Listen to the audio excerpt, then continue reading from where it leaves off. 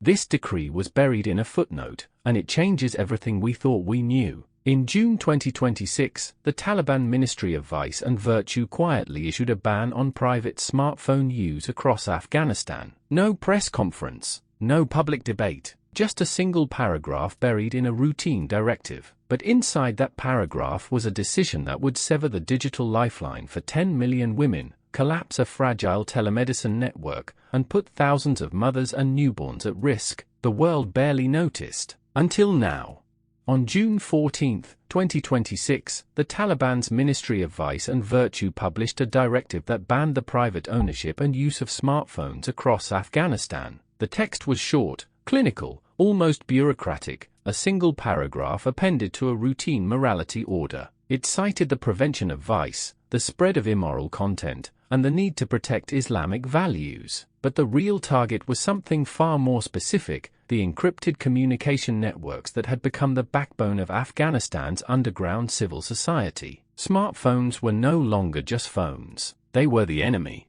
Fozona is a midwife in the remote valleys of Daikundi province. For 3 years, she has coordinated maternal care across 10 villages using nothing more than a smartphone and WhatsApp. She schedules emergency deliveries, sends ultrasound images to doctors in Kabul, and alerts families when a mother goes into labor. Before smartphones, women in her region died in childbirth at rates among the highest on Earth. After smartphones, the maternal mortality rate in her network dropped by 40%. Now, the Taliban has declared her lifeline illegal. The Afghan Women's Health Network is not a formal organization. It is a decentralized web of midwives, nurses, doctors, and activists connected by encrypted messaging apps. They share protocols, coordinate evacuations, and alert each other to Taliban checkpoints. The network handles over 15,000 remote consultations per month, many of them for women who would otherwise have no access to medical advice. The Taliban knows this, and that is precisely why the smartphone ban exists, not to fight vice, but to dismantle the one communication system they cannot control.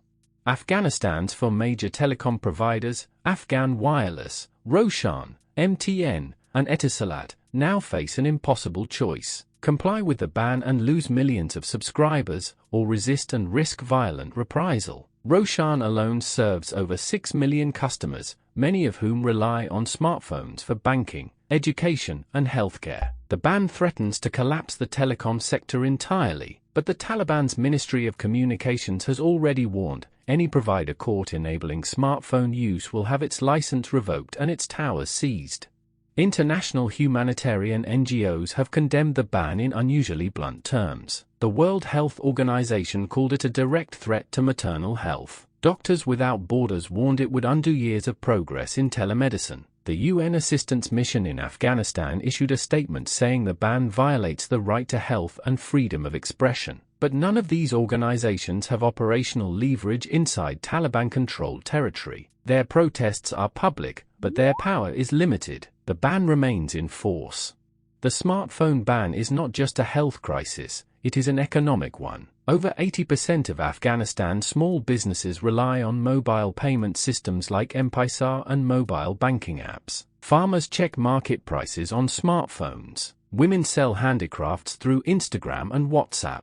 The informal economy, which accounts for nearly 70% of Afghanistan's GDP, runs on mobile data. By banning smartphones, the Taliban has effectively criminalized the country's last functioning economic engine. The result, a deeper depression in an already collapsed economy.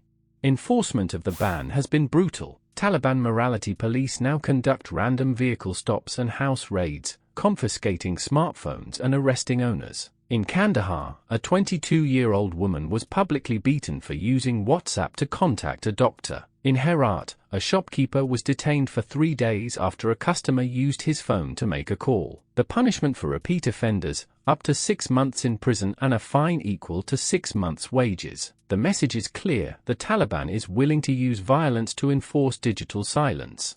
Despite the ban, the Afghan Women's Health Network has not stopped. Fozona and her colleagues now use older feature phones with basic SMS to coordinate care, a slower, more dangerous method. Some midwives hide smartphones in livestock pens or bury them in fields, retrieving them only after dark. A clandestine SIM card trade has emerged, with women passing encrypted messages through a chain of trusted contacts. The network is battered, but it is not broken, and the Taliban knows that as long as these women have even a single phone, the information war continues.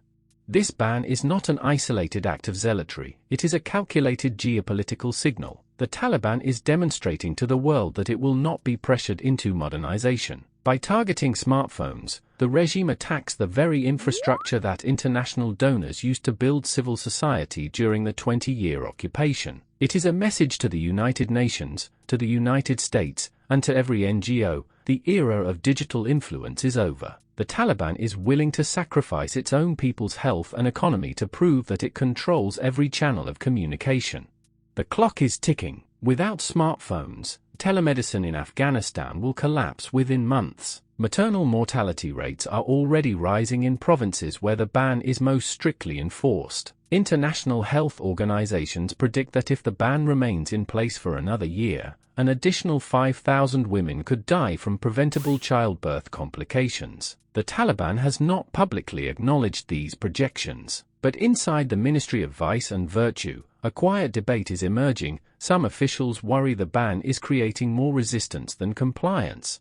The international community has few levers left. Sanctions have already crippled the Afghan economy. Diplomatic recognition of the Taliban remains stalled, but there is one tool that has not been tried: a coordinated campaign by telecom providers to refuse compliance, backed by a global pledge to protect digital health infrastructure as a humanitarian right. If Afghan Wireless, Roshan, MTN, and Etisalat collectively resist the ban, the Taliban would face a choice: back down or lose the last functioning sector of the economy. That leverage is real. The question is whether anyone will use it.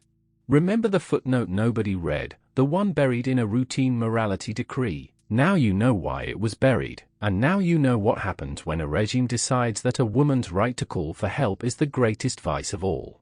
If this story moved you, hit subscribe, because we are the only channel tracking the hidden battles that shape the future of war, health, and human rights. Drop a comment: do you think the telecom providers will resist the ban? And share this video, because the world needs to know what is happening inside Afghanistan right now.